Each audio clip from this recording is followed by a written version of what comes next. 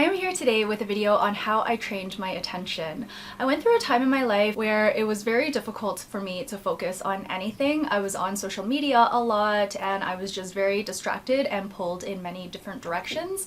So I really had to work on recentering and trying to get a hold of my attention and focus again, because there were things that I wanted to do and I couldn't sit still long enough or focus my mind long enough to actually make any progress. Before I jump into the strategies and tips, I just want to mention that you don't have to be perfect all the time with these. As long as you do these items relatively consistently, you will start to find your attention and focus again. And of course that feels really good to be able to focus. That positive reinforcement from feeling good about being focused and feeling confident in your ability to pay attention to things, that is enough incentive for me at least to continue to practice these strategies and tips and to do them even more consistently. I actually have quite a lot of boundaries now around my time and attention, so we'll get into that very shortly. I'm going to be discussing internal factors and external factors, and as always these do intermingle, but there's a little bit of a line of demarcation, so I'm going to start off with the internal factors. This is basically setting the intention that I'm going to work on X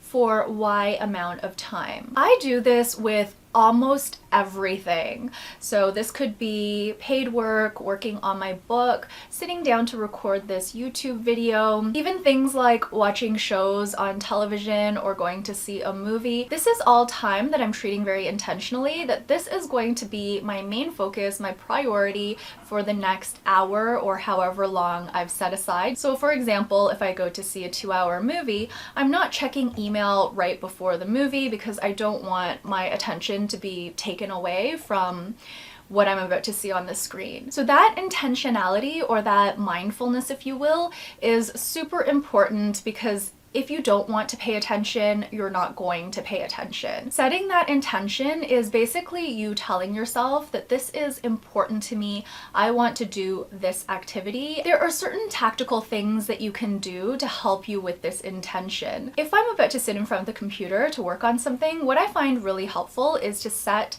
a time block. So this is a certain amount of time that I will spend in front of the computer working. Sometimes I do a Pomodoro timer if I want to get up more frequently. This is basically 25 minutes of time that you spend working or focusing, and then 5 minutes where you can have a break, you can get up, you can go to the bathroom, you can get a drink of water. I personally like to stretch, and then you can set another Pomodoro timer for the next 25 minutes. I really love using Pomodoro timers to break up larger time blocks that I've set for myself if I have something that's a little bit more involved that I think will take more time. The other thing I like to do is just to set a regular time block, and I just hold this in my mind. For example, I'm sitting down to film this video at around 11 a.m. and I usually have my lunch at noon. So in my mind I have this time block that I'm going to be fully intentional in filming this video until it's time for lunch, and I've budgeted an hour for that. I might be done sooner, in which case it's just found time. So we've talked about Pomodoro timers, we've talked about time blocks. The other thing you can do is you can put the event in your calendar. I tend to do this for certain types of activities. For example, moon planning, which happens every 2 weeks. I will hold an amount of time in my calendar so I don't forget to do that. Mostly it functions as a reminder, but I don't time block my entire calendar. I have a video on how I use my Google Calendars, so I will link that down below. The other thing I really love to do when I want to focus my time in front of the computer is I join a writing session. One example is that I've been loving writing my morning pages during morning coffee sessions. It's basically a writing session on Zoom, and I will leave the link down below. I do work for this writing studio, so I'm a big fan, but there are also free writing sessions that I like to join, for example with the London Writing Salon. If you don't feel like joining a big Zoom session, you can do a co-working session with a friend, a family member, or a colleague. This is a great way to have a container for for something that you intend to do. And sometimes it's easier to commit when there are people around you who are also focusing on whatever they're working on. In terms of the amount of time that you use for a time block, I would say experiment to see what works for you. I love Pomodoro timers to break up larger time blocks, and I also really love 1 hour time blocks. That just makes a lot of sense in my brain. 90-minute time blocks are getting to the longer side for me, but I do get into the flow sometimes, especially if I'm working on a blog post, a YouTube video, or on my book. And in that case, I do tend to work a little bit longer, maybe even in 2 to 3 hour time blocks, but I do try to set Pomodoro timers so I'm getting up in between. And that brings me to coming out of the activity. Now, this is a video about focusing your attention, but a big part that helps me be intentional with my time is knowing that I'm going to come out of the activity at a certain point, and I try not to be too late with that, even if I'm in flow. I do get caught up in my work a lot of the time, both my paid work and my creative work, and it can be hard to pull myself away from the computer. But I don't want to spend all day in front of the computer, because that's when I start to feel really frustrated and I start to just feel very cooped up. So I want to make sure I'm going for my walk, I'm doing some chores around the house, I'm playing with Lulu, I'm interacting with people, etc. Knowing that I'm going to come out of the activity at a certain time and not stretch it out and make it really painful and a negative experience, that means that the next time I set my intention to do something, I'm gonna do it more joyfully, because I know that I'm doing it for a certain amount of time. So that, I find, is super important for focus, knowing when you're going to leave the activity and move on to something else. The last thing I want to talk about in terms of setting this intention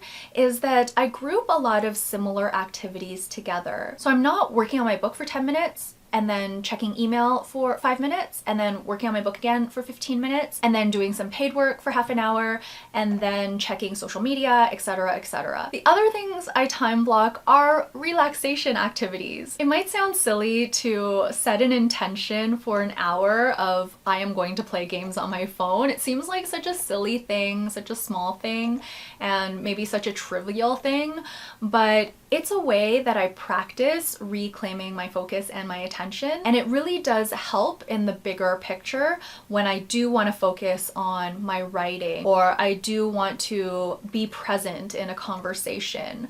All of this practice that I do with all of the trivial things in my life, focusing on food while eating, focusing on the TV when I'm watching a show with hubby, all of these things add up to the bigger picture of me being a more focused and intentional person who can pay attention to things. We've talked about the internal stuff, which is mainly to be intentional with your time and attention.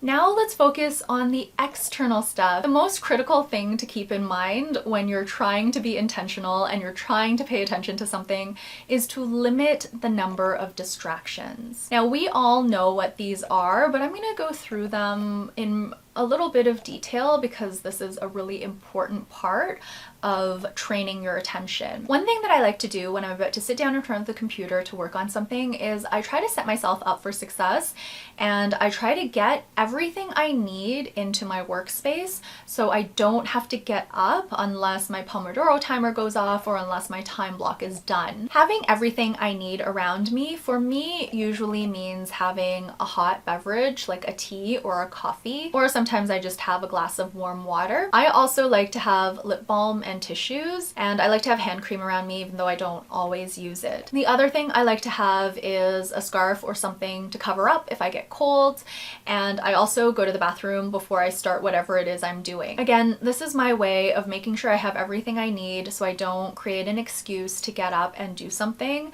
and lose my focus or train of thought. The other thing I do when I'm in a focused time block is I put my phone away. I either turn it upside down so I can't see any notifications. Most of my notifications are muted or turned off anyway, or I will have the phone somewhere in the condo. I actually sometimes don't even know where it is because I am not tied to my phone. And again, this was through training myself to pay attention to things.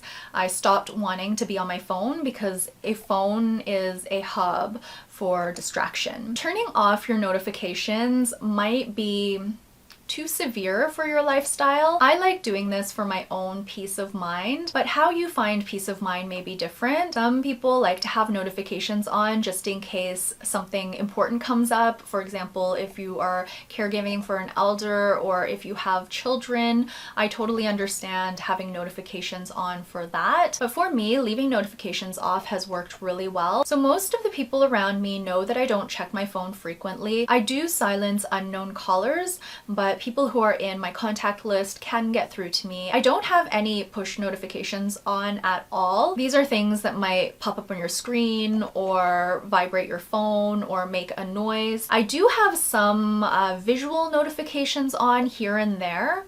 So for example, if I have my email tab open, I will see if I have an unread email. Where I do see these little numbers pop up or these little like very subtle notifications in the grand scheme of things, I have gotten very good at ignoring them. So I won't satisfy my curiosity. I've learned to set that aside, especially if I'm in a time block where I'm focusing on things. I will wait until I am done that time block to check on things. Of course, there are exceptions. For example, if I'm waiting for an email or a response to something, then I will check. But for the most part, I'm very good at not checking my texts, my messages, my emails, etc. The last item I want to talk about is letting the people in your household know when you need to focus. Of course, this is going to be more difficult if you have young children who don't really get the concept of needing time alone or time to yourself. But if you have someone at home who can be a little bit distracting. My husband can be one of those people. He's pretty good overall, but sometimes he does forget that I'm trying to do something. And we have a very small condo, so we are basically always in the same room. It's not super easy for me to move my entire computer setup to the bedroom so I can close the door, but it is what it is. We love our tiny condo, we love where we live, so we just try to make things work. Now, we have tried different strategies. I will let him know before I'm about to do a time block that I'm going to be doing something for the next X amount of time, but of course he forgets and he wants to talk to me about something or he wants to ask me a question, etc. And that really pulls my focus away from what I'm doing. So this has been very challenging for us. And during one of our family couch times or our relationship check-ins, I'll link that video down below as well, I asked him a question about what I could do so that he remembers when I'm in a focused time block and I'm actually working on something because I want to get it done. We were brainstorming ideas. I was like, well, I can remind you at the beginning again. And he was like, maybe you could put up a sign. And I was like, well, where am I going to put the sign? Am I going to wear it? Should I put it on my back? But then he did come up with a really good idea. We have some lights, LED lights, and hubby installed these all along the top of our built-in wall unit, so they pretty much span the entire length of our living room. And he said maybe we could pick a color, and when the light strip is on and on that color, I'll know that you're concentrating on something and I won't disturb you. So we're only around a week into this experiment, but it's working very well. We've chosen what we call 5 o'clock green because that's where it is on the color spectrum where we're choosing the color for the lights. And because he came up with the idea, he is more inclined to remember it, which is great. So that was a very, I thought, innovative solution, and so far so good. We've been able to coexist in the same room, me doing my focused writing time and him doing whatever it is he's doing. If you have a bigger home, this might not apply to you at all. You can probably just go into another room and close the door. Those are all of my strategies and tips for how I trained my attention and how I reclaimed my focus. Let me know down below if you have any other things that you like to do to try to stay focused and to stay present. I would love to hear about them. That is going to be it for today. Thank you all so much for watching, and I will be back very soon with another video. Until then, please take care and bye for now.